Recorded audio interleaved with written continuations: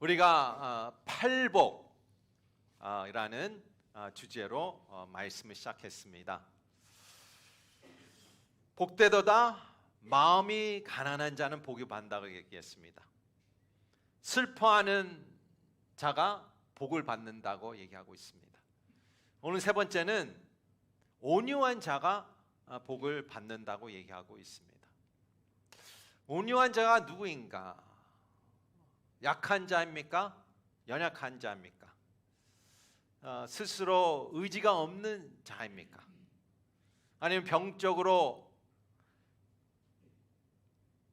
수동적이고 다른 사람에 인하여 계속 이용당하는 자입니까? 이 온유한라는 퀄리티는 실은 세상에서 별로 아예 얘기하지 않는 퀄리티입니다. 어느 회사가 차기 CEO를 찾는다고 해서 온유한 사람을 찾는다고, 혹시 구인에서 젠틀하고 미익하고 하는 사람을 찾는다고 광고를 본 적 있습니까? 없을 것입니다. 어떤 대통령 후보자가 나는 온유한 자의 퀄리티를 갖고 있다라고 자랑스럽게 캠페인합니까? 그런 대통령도 못 봤습니다. 그러니까 온유한다는 것은 어떤 리더십에 어떤 우리가 선호하는 퀄리티가 아닙니다. 그렇기 때문에 우리는 믿는 자로서 충돌이 생기죠. 여기서 예수님께서 온유한 자가 복을 받는다는데 실제로 우리가 이 땅을 살아보니까 그렇지 않다는 것입니다. 그러나 반대적으로 우리가 구체적으로 이 온유한 자가 누구일까라는 생각이 있습니다. 왜냐하면 우리가 살면서 온유한 사람을 만나기가 쉽지 않아요. 드물어요. 여러분이 온유한 자를 사진을 찍으면 어떤 사람이 나올 것 같아요? 그러나 우리 생각 가운데에 우리는 온유한 사람과 같이 살기 원합니다. 왜냐하면 우리가 온유한 사람은 나를 배려할 거라고 생각합니다. 차분하게 얘기할 것이라고 얘기해요. 나를 비판하지 않을 것이다. 나를 못되게 구지 않을 것이다. 그러면서 나는 배우자를 찾을 때에 이 온유한 퀄리티가 탑 5에 들어갈 수는 있죠. 우리가 실제로 이 성경에서 예수님이 얘기하는 온유한 자는 누구일까? 어떤 얼굴일까? 궁금합니다. 우리 세 가지의 모습을 성경에서 그려주는데요. 그 세 가지 모습이 어떤 것인지 우리 한번 같이 찾아보겠습니다. 첫 번째, 이 영어 성경에는 meek, gentle, 어떨 때는 humble 이라는 단어를 사용합니다. 한국말은 온유하다. 헬라 단어는 prais라는 단어인데요. 이 단어는 약하다, 연약하다라는 의미가 아닙니다. 야생마 아시죠? 머스탱, 와일드 호스, 야생마를 길들였다, 훈련됐다라는 그림이에요. 야생마가 얼마나 힘이 있습니까? 함부로 길들 수가 없어요. 전문가가 필요하죠. 근데 야생마가 힘이 있는데요. 그 힘이 주인에게 복종하고 주인에 인하여 그 힘을 다루게 되면 놀라운 일들이 일어나는 것이죠. 야생마가 주인에게 어떤 도움이 되겠습니까? 밭을 갈겠습니까? 어떤 마차를 끌겠습니까? 아무것도 안 하죠. 힘은 있죠. 그런데 통제되지 않는 힘, 훈련되지 않는 힘, 그게 바로 야생마고요. 그러나 여기에 헬라어 단어 프레이스는 야생마이지만 힘이 있고 의지가 있고 패션이 있지만 길들이 훈련된 말을 지금 얘기하고 있습니다. 우리도 우리의 내면에 힘이 있습니다. 우리 내면에 우리의 의지가 있죠. 안타깝게도 이런 힘과 의지가 언제 나타납니까? 분노에 나타나겠죠. 분노는 나쁜 것입니까? 아니죠. Negative emotion 이지만 bad emotion은 아니죠. 하나님께서 다 이 이모션을 주셨어요.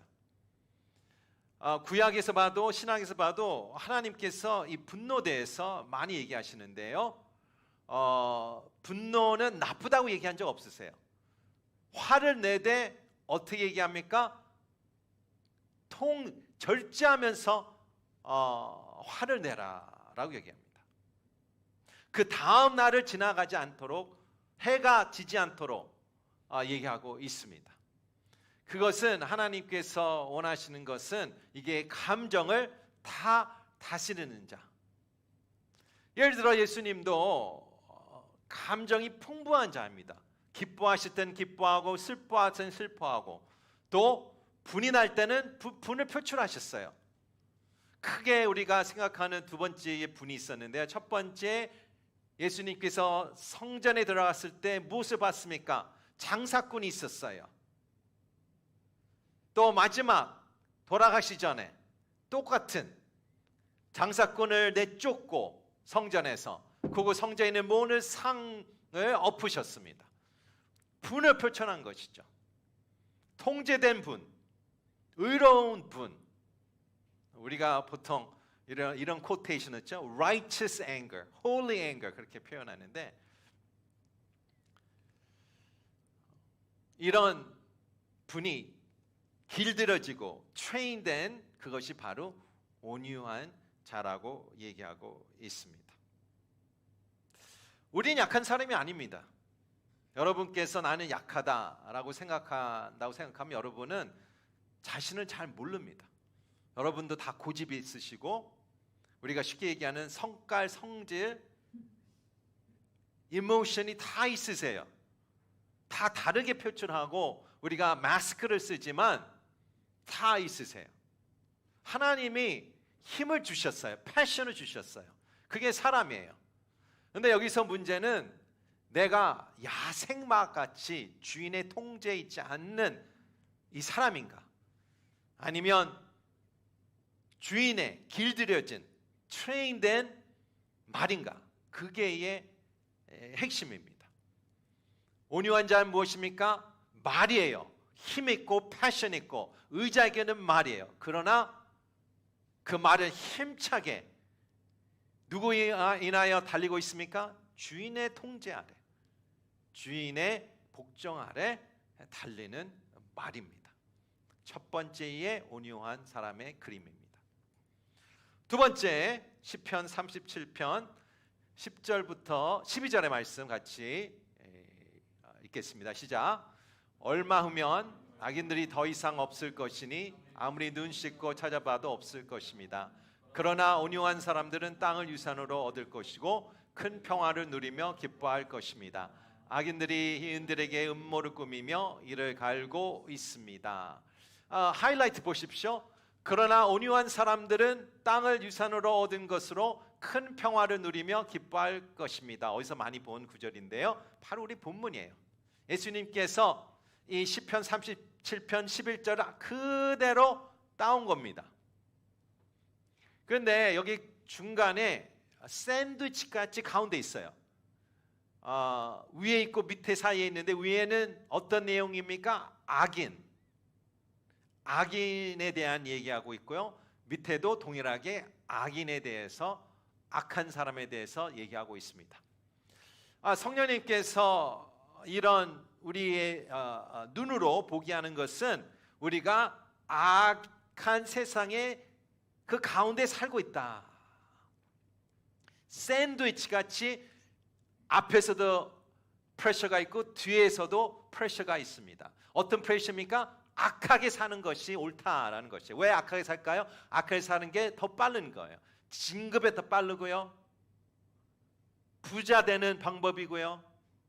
더 편안하고 대접받고 인생이 빛나는 지름길이라는 것을 프레셔 있는 거예요.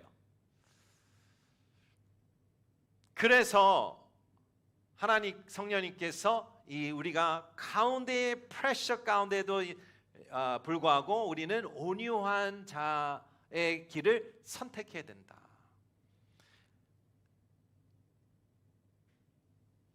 악한 자는 온유한 자를 어떻게 합니까? 무시할 것입니다. 한찮게 여길 것입니다. 그리고 계속 넘어뜨리려고 할 것입니다. 여러분도 회사에서, 관계에서 다 경험했을 것입니다.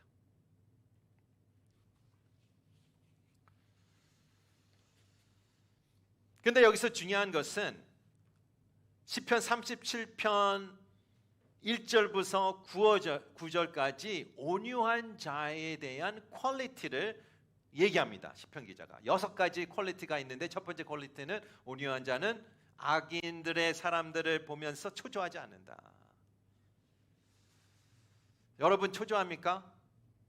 분명히 나보다 퀄리티도 떨어지고, 그런데 머리를 굴려서 잔머리를 굴리고, 또한 내가 보기에는 그 인격도, ethics도 questionable 하지만 빨리 성장하고 빨리 레벨 올라가고 하는 사람에 볼 때 초조합니까? 초조할 수 있어요. 그러나 온유한 자는 초조하지 않는다. 왜 초조하지 않을까요? 하나님의 통제 안에 모든 것이 있다는 믿음이 있어서 그렇습니다.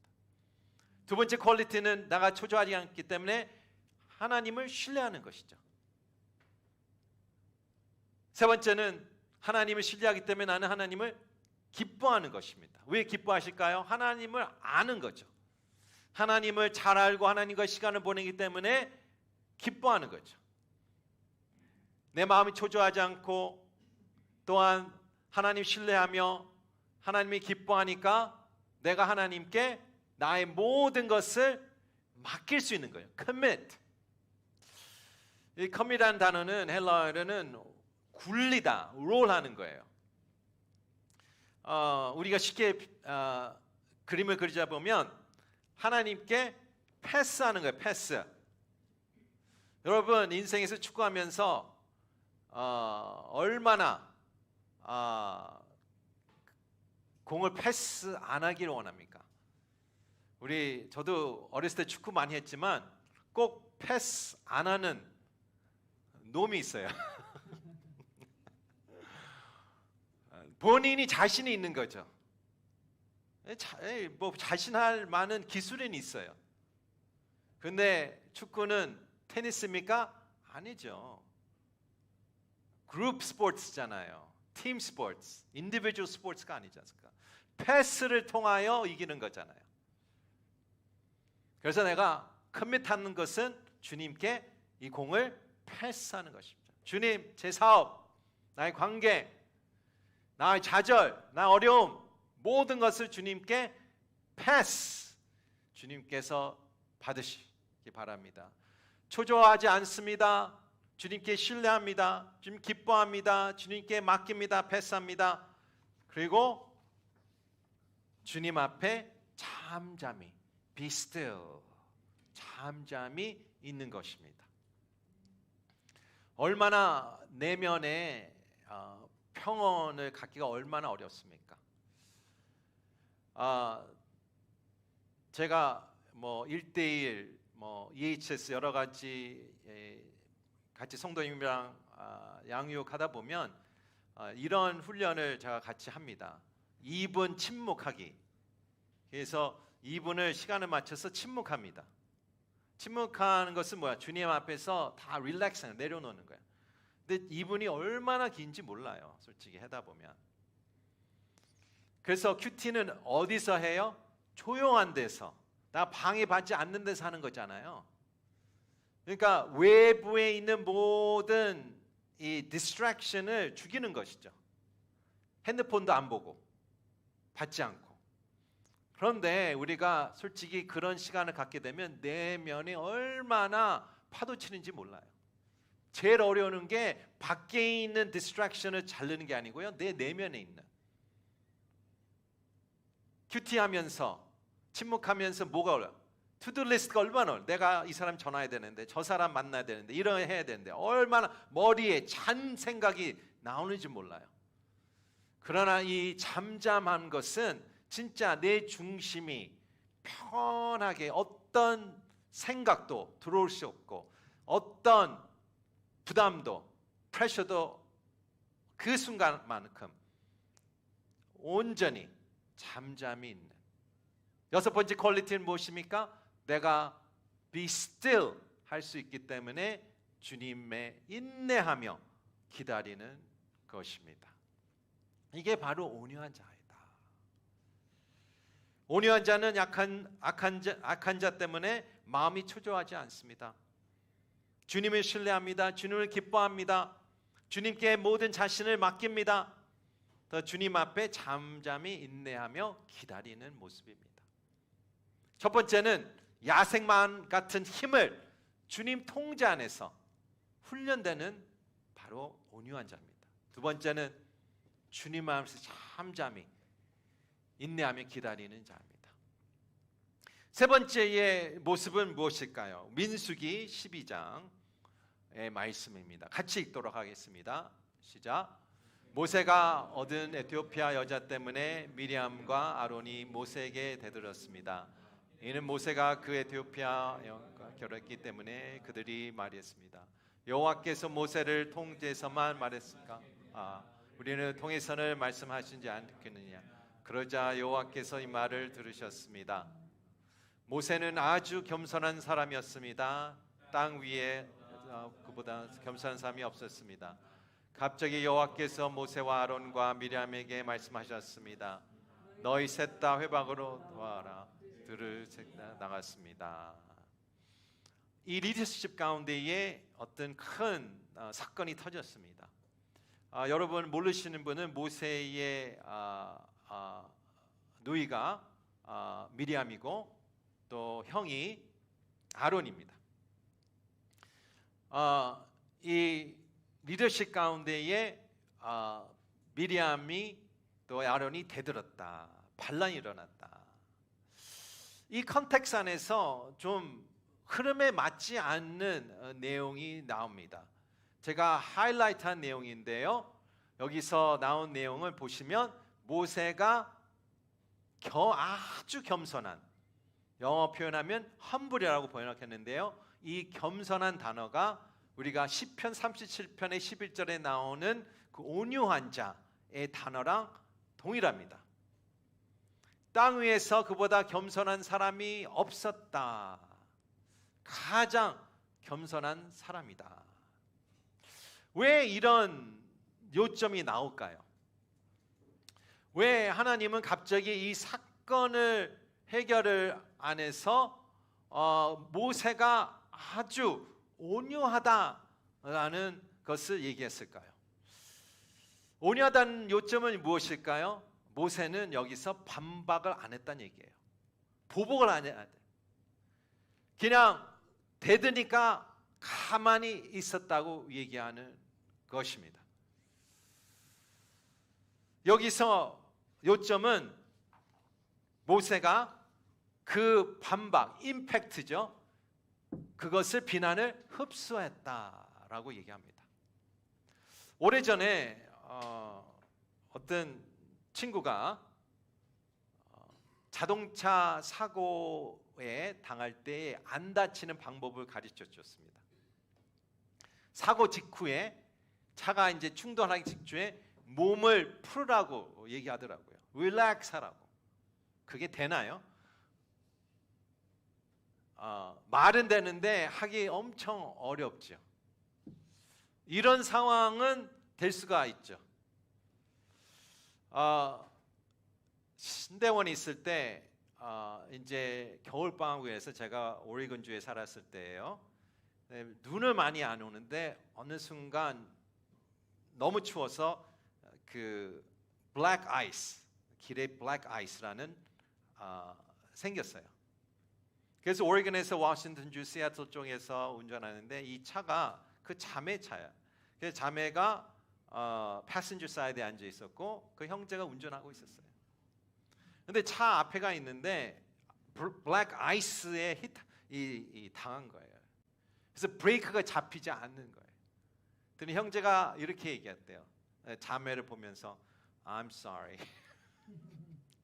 진짜 솔직히 듣는 입장이 되게 유머러스러운데 당한 사람은 좀 다르겠죠. 근데 자매가 이렇게 얘기했대요. It's okay. 그러면서 바로 받았대요. 그러니까 이 받을 경고가 있을 때는 내가 릴렉스 할 수 있겠죠. 그러나 사고라는 것이 한순간 일어나기 때문에 릴렉스 할 게 어렵죠. 근데 그 theory를 맞아요. 이 충격을 내 몸을 통과해서 뽑는 거죠. 근데 내가 긴장하면서 충돌하기 때문에 이 모든 임팩트가 내 목, 제일 연약한 목과 허리에 오는 것이죠. 그래서 늘 사고 당한 사람들은 목이 아프다, 허리가 아프다. 그 얘기가 그 얘기입니다. 여기서 모세는 이 충돌을, 임팩트를 흡수했습니다. 받아들인 거예요. 보복하지 않은 거예요. 근데 모세가 늘 이런 모습이었습니까? 아니에요. 모세 인생을 보면 분노가 있어요. 왜 그 마음 가운데 분노가 있다는 것을 우리가 심리적으로 파악할 수 있지만 분노가 있었어요. 분노 문제가 있었어요. 세 가지의 사건을 통하여 우리가 발견하는 문제가 있는데요. 첫 번째 사건은 출애굽기 2장 11절과 12절의 말씀이 나옵니다. 같이 읽도록 하겠습니다. 시작. 세월이 흘러 모세는 어른이 됐습니다. 어느 날 모세는 자기 민족이 있던 곳에 다가 그들이 겪어왔습니다. 모세는 어떤 이집트 사람이 자기 동족인 히브리 사람들을 때리는 것을 보다가 이리저리 살펴 아무도 없는 것을 보고는 그 이집트 사람을 죽여 모래 속에 묻었습니다. 죽였습니다. 사람을 죽인다는 것은 보통 분노가 아닙니다. 어떤 기자가 빌리 그레이엄 목사님 아시죠? 빌리 그레이엄 목사님과 루스 그레이엄 사모님을 인터뷰했어요. In your 40, 50 years of marriage, 30, 40, 50년 동안 사는 동안 have you ever thought about divorce? 여러 두 분이 이혼에 대해서 생각을 한 적 있습니까? 사모님 대답하셨어요. 이혼은 단어는 우리 관계 없습니다. 그러나 murder는 있었어요. 말이 돼요. 진짜 분노하게 되면 진짜 죽이고 싶은 마음이 생기지 않습니까? 여러분도 다 경험하셨죠? 그 사람 진짜 죽이고 싶어요. 그 순간에. 모세는 그것을 실천을 했어요. 실천. 사람을 죽였어요. 대단한 분노의 힘이죠. 두 번째 사건인데요. 출애굽기 32장 19절의 말씀입니다. 이것도 같이 읽도록 하겠습니다. 시작. 모세가 진영에 가까이 가서 보니 송아지 상과 춤추는 것을 보였습니다.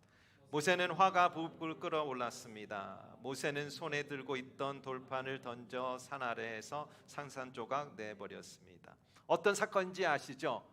자리를 비우는 사이에 금송아지가 갑자기 나타났다. 아론에 의하면 하고 우상 숭배하는 모습을 모세는 못 보고 하나님이 알려주셨어요. 빨리 내려가라. 수습해라. 그 모습을 보면서 모세는 어떻게 했습니까? 이 십계명을 던지며 산산조각을 내렸어요. 이 십계명 돌판이 두 개인데요. 하나님이 직접 만드셔서 모세에게 주셨어요. 갑자기 이 돌판이 없어진 거잖아요. 그래서 하나님께서 이제 네가 했으니까 네가 만들라라고 그래서 모세가 직접 돌을 깎아서 두 번째 세트를 만든 사건입니다. 세 번째 사건은 민수기 20장에 나오는데요. 제가 설명하면서 말씀 읽도록 하겠습니다. 여호와께서 모세에게 말씀하셨습니다. 지팡이를 들어라. 이 이스라엘 백성들이 지금 목이 마르다고 아우성하는 거예요. 난리가 났어요. 물이 없다고. 그리고 너와 내 형 아론을 저 회중으로 모아라. 그리고 그들을 눈앞에서 저 바위에다가 말하면 그것이 물을 낼 것이다. 정확하죠? 바위에 가서 말하면 물이 나온다고 얘기했어요. 너희는 그들 위에 물이 바위에서 나오게 해 저 회중과 그들의 가축들이 마실 수 있게 하여라. 그 다음에 모세가 어떻게 하는지 보세요. 그러자 모세는 그분이 명하신 대로 여호와 앞에서 지팡이를 집어 들었습니다. 그와 아론이 총회를 바위 앞에서 모으고 모세가 그들에게 말했습니다. 너희 불순종하는 사람들아 들으라. 우리가 너희를 위해서 이 바위에서 물을 내겠느냐? 그러고 나서 모세가 자기 손을 들어 그 지팡이로 바위를 2번 내치니 물이 많이 쏟아져 나와서 회중과 그들의 가축들이 마셨습니다. 잘 된 거나요? 아니에요. 그러나 여호와께서 모세와 아론에게 말씀하셨습니다. 너희가 나를 믿지 못해서 이스라엘 자손들 앞에서 내 거룩함을 나타내지 못했으니 너희가 이 회중들을 내가 그들에게 주는 땅으로 데리고 들어가지 못할 것입니다. 여기서 내 거룩함을 나타내지 못했다란 무슨 뜻일까요? 이 사건 전에 보시면 처음에 이스라엘 백성들이 목마르 아우성했을 때에 하나님께서 이 바위에 지팡이가 치라고 얘기했어요. 쳐서 물이 나왔어요. 이 2번째는 말을 하라고 얘기했어요. 무슨 얘기일까요? 이 바위의 반석은 예수 그리스도를 상징하는 거예요. 치는 것은 십자가를 얘기하는 거예요. 십자가는 유일하게 한 번이지 않습니까? 그래서 예수 그리스도를 십자가에 치며 물이 나왔듯이 2번에는 그냥 말을 하는 것을 얘기하는 거예요. 근데 모세는 그거 분명히 그렇게 지시를 받았는데도 불구하고 본인의 분노를 못 참아 또 내리치며 그게 consequence가 무엇입니까? 너는 이 promised land에 들어가는 qualification 박탈됐다. 못 들어간다. 라는 것입니다. 그냥 물을 달라고 하면 되는 것입니다. 제가 최근에 한국에 갔을 때 좀 창피한 일이 있었는데요.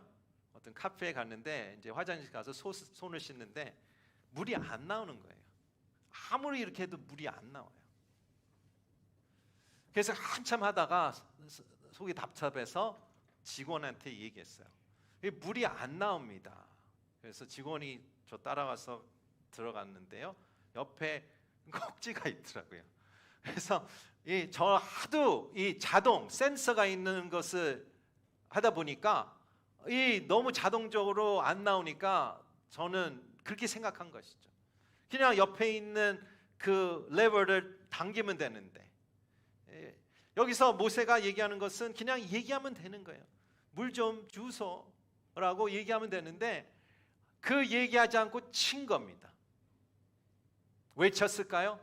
모세의 분노 때문에 그런 것입니다. 모세는 분노의 문제가 있었습니다. 세 번째의 모습은 무엇입니까? 모세의 분노에 불구하고 모세는 무엇이 있었어요? teachable heart가 있었어요. 가르침을 받는 마음을 갖고 있었어요. 모세가 얼마나 고집이 있습니까? 얼마나 발을 뺐습니까? 얼마나 자신의 의의가 높았습니까? 얼마나 하나님 말을 안 들었습니까? 그러나 결국 나중에는 끝에는 꼭 하나님의 말을 들은 자이기 때문에 온유한 자로 평가를 받은 것입니다. 우리도 마찬가지입니다. 우리의 신앙에서 제일 힘든 게 무엇입니까? 우리 자존심이에요. 자존심. 우리 신앙에서 가장 어려운 것은 나의 자존심과 나의 프라이드랑 하나님의 프라이드의 싸움이에요. 주일 한번 오는 것도 얼마나 힘듭니까? 그냥 오시는 분도 있지만 여기까지 들어오는데 어떤 사건, 특별히 또 사람들은 같이 오면 가족 같이 오면 더 어려워져요. 또 예배부터 시작해서 모든 양육, 또 모든 또 교회의 활동들, 아우리치들 다 나의 자존심의 싸움이에요. 교회 리더십도 마찬가지예요. 나의 자존심의 싸움이에요. 그러나 우리의 신앙생활은 하나님의 자존심과 프라이드와 나의 프라이드와 누가 이길 것인가? 누가 이기겠습니까? 누가 이긴다고 생각하십니까? 하나님이 이기게 돼 있어요. 그러니까 내 신앙생의 지름길이 있다면 이거예요. 지는 것이, 이 지는 게 이기는 거예요. 내 자존심을 못 내려서 진짜 이스라엘 백성 40년 동안 광야에서 뺑뺑이 한 사람들의 간증들을 들어본 적 있지 않습니까? 여러분도 그런 간증이 있을 수 있어요. 그러나 여기서 얘기하는 것은 왜 모세가 이 분노의 문제가 인데도 불구하고 왜 가장 온유한 자일까? 결국은 하나님의 가르침을 받은 자예요. 프라이드를 내려놓고 하나님대로 그 선택한 자이기 때문에 가장 온유한 자라고 평가를 받은 것입니다. 세 가지의 모습이 있었습니다. 야생마 같은 달려가는 그 모습, 그러나 주인 아래, 복종 아래 힘차게 달리는 그 모습, 그게 온유한 자이고요. 두 번째는 무엇입니까? 주님 앞에 잠잠히 인내하며 기다리는 자. 세 번째는 내 마음의 자존심이 불쑥불쑥, 나의 성질과 성깔이 분노가 불쑥불쑥 올라오는데도 불구하고 그것을 꾹꾹 내리며 주님의 그 가르침에 순종하는 자. 이 세 가지의 모습이 바로 온유한 자입니다. 온유한 자는 무엇을 받는다고 얘기하고 있습니까? 마지막으로 온유한 자는 자기가 있는 이 땅에 유업을 받는다고 얘기하고 있습니다. 우리가 보통 유업을 받는다 하면 하늘을 받는다, 미래의 것을 얘기하는데 내가 지금 살고 있는 땅에 유업을 받는다. 그것은 내 것이다. 유산을 받는 거지 않습니까? 유산은 것은 내 것이라는 것을 얘기하는 거지. 무슨 얘기입니까? 포기하지 말란 얘기예요. 여러분, 온유한 사람은 이 세상에서 살기 어렵습니다. 여러분들 다 잘 알고 있잖아요. 무시받아요. 밀려요. 그리고 사람들이 나를 선택 안 할 것입니다. 그럼에도 불구하고 온유한 자는 이 땅의 유업을 받을 것이다. 이 땅을 이길 것이다. 그건 믿음의 눈이 필요한 것이죠. 그래서 예수님께서 세상은 이렇게 돌아가지만 결국 in the end 끝이 중요하지 않습니까? 중간이 어떨지라도 끝은 온유한 자에게는 이 땅을 유업을 받을 것이다. 그것이 우리의 믿음입니다. 복되도다 온유한 자는 이 땅의 유업을 받을 것이다. 여러분, 온유한 자를 알고 있습니까? 여러분, 이런 온유한 자가 되기를 원하십니까? 같이 기도하겠습니다.